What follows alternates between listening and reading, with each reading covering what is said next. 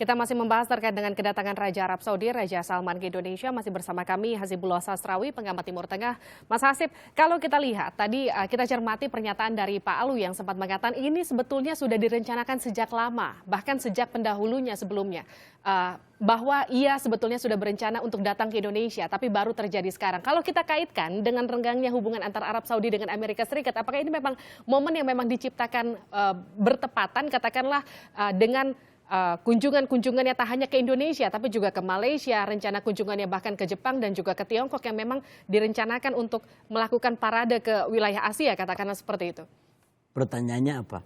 Pertanyaannya katakanlah ini apakah momennya bertepatan dengan renggangnya hubungan antara Arab Saudi dan kalau mengulang di tempat Amerika lain. Serikat? Pertanyaannya apa kalau mengulang di tempat lain? Baik, 3 hal berkaitan dengan pertanyaan itu. Yang pertama, ini menunjukkan bahwa sekali lagi keberhasilan diplomasi bukan hanya sekarang kalau disampaikan oleh Pak Alwi tadi, tapi diplomasi bangsa ini semenjak sekian tahun lamanya, yang itu telah dilakukan upaya-upaya dan akhirnya hari ini terjawab. Jadi saya sampaikan ini adalah keberhasilan diplomasi dalam waktu yang sudah cukup lama, termasuk Pak Alwi waktu menjabat sebagai menteri, waktu zamannya Gus Dur terutama di situ.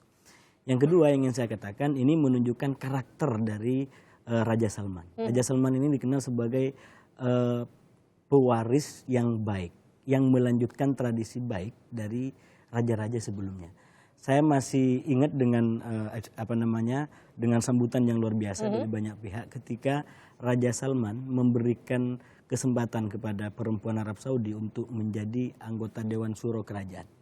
Ini baru pertama dilakukan tahun 2015 dan hal ini telah menjadi rintisan raja sebelumnya, jadi Raja Abdullah. Jadi memang Raja Salman ini tipikal adalah penerus yang baik, katakanlah seperti itu. Dan yang ketiga berkaitan dengan pertanyaan itu menunjukkan bahwa memang ada perkembangan di kedua belah negara yang kemudian menghasilkan kunjungan hari ini. Perkembangan di kedua negara apa? Di Arab Saudi satu, kerenggangan dengan Amerika.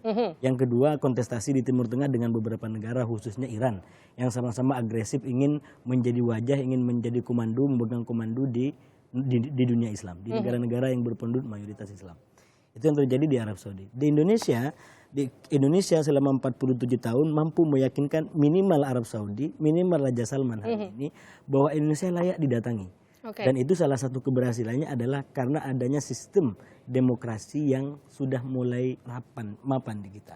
Sehingga tidak ada pergantian rezim di tengah jalan, tidak ada masalah gejolak yang berarti kalaupun ada masalah gejolak tapi masih dalam situasi yang dianggap normal dan terkendali. Pak Hasim, ini pertanyaan terakhir saya untuk Anda. Bagaimana kemudian menyelesaikan PR-PR yang masih tertunda antara Indonesia dan juga Arab Saudi? Ada PR soal tenaga kerja Indonesia, ada PR soal ganti rugi krain yang kabarnya juga kacamatanya memang harus menggunakan skala prioritas. Jadi jangan sampai kayak di tengah hujan kita ingin menangkap air yang mana. Ini harus clear kita mengawal visi yang prioritas ini.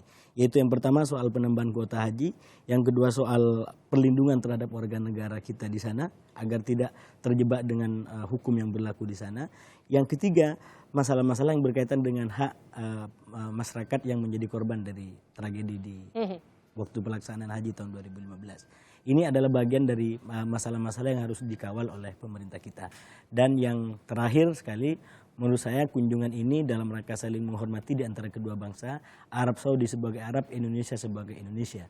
Maka penting dikawal agar tidak terjebak pada mengarabkan Indonesia atau mengindonesiakan Arab Saudi, katakanlah seperti itu. Tapi tentu yang diharapkan adalah masyarakat Indonesia, kerjasama, kedatangan dari Raja Salman ini bisa berdampak positif bagi Indonesia dan juga Arab Saudi, saling menguntungkan kalau kata Presiden Joko Widodo. Terima kasih telah bergabung bersama kami, Hasibullah Sastrawi, pengamat Timur Tengah.